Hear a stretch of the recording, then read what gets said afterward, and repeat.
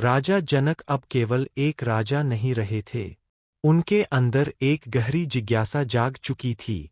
उन्होंने अष्टावक्र से विनम्रता से पूछा, हे महात्मा, मुझे बताइए कि सच्चा ज्ञान, आत्मज्ञान कैसे प्राप्त होता है?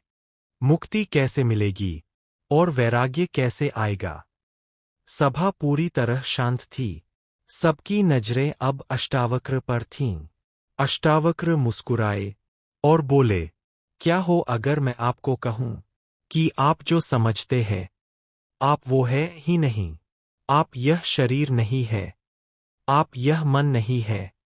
आप कुछ और है, कुछ बहुत बड़ा।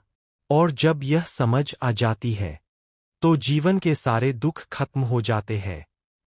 अष्टावक्र कहते हैं, तुम शरीर नहीं हो, तुम शुद्ध, शांत और अजर अमर आत्मा हो। यह शरीर बदलता है। बचपन, जवानी, बुढ़ापा, सब बदल जाता है। लेकिन एक चीज है जो कभी नहीं बदलती, वो हो तुम, तुम्हारी आत्मा। तुम वही हो जो इन सब बदलावों को देख रहा है। अगर हम आत्मा है, तो फिर दुख क्यों होता है? अष्टावक्र कहते हैं, दुख का कारण है मोह, अटैचमेंट। हम चीजों से जुड़ जाते हैं, रिश्तों से, पैसों से, उम्मीदों से, और जब वो चीजें बदलती है, हमें दर्द होता है। सच यह है, जिससे तुम जुड़ते हो, वही तुम्हें बांध देता है। मुक्ति का मतलब कहीं जाना नहीं है। अष्टावक्र कहते हैं, तुम पहले से ही मुक्त हो। बस तुमने खुद को शरीर और मन से जोड़ लिया है। जैसे कोई इंसान सपना देख रहा हो और खुद को उसी में फंसा हुआ समझे, लेकिन जैसे ही वो जागता है, उसे समझ आता है, मैं तो हमेशा से आजाद था। जीवन को ऐसे देखो, जैसे कोई फिल्म देख रहे हो। तुम देखने वाले हो, करने वाले नहीं। खुशी आए, देखो। दुख आए, देखो।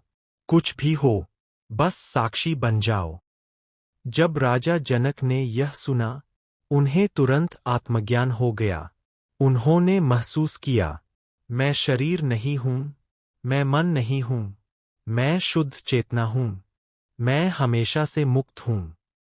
और उसी पल उनके सारे डर, सारे दुख खत्म हो गए। दोस्तों, हम पूरी जिंदगी बाहर खुशी ढूंढते हैं, लेकिन असली शांति अंदर है। जिस दिन आपने खुद को पहचान लिया, उस दिन आपकी जिंदगी बदल जाएगी, क्योंकि आप कभी बंधे ही नहीं थे।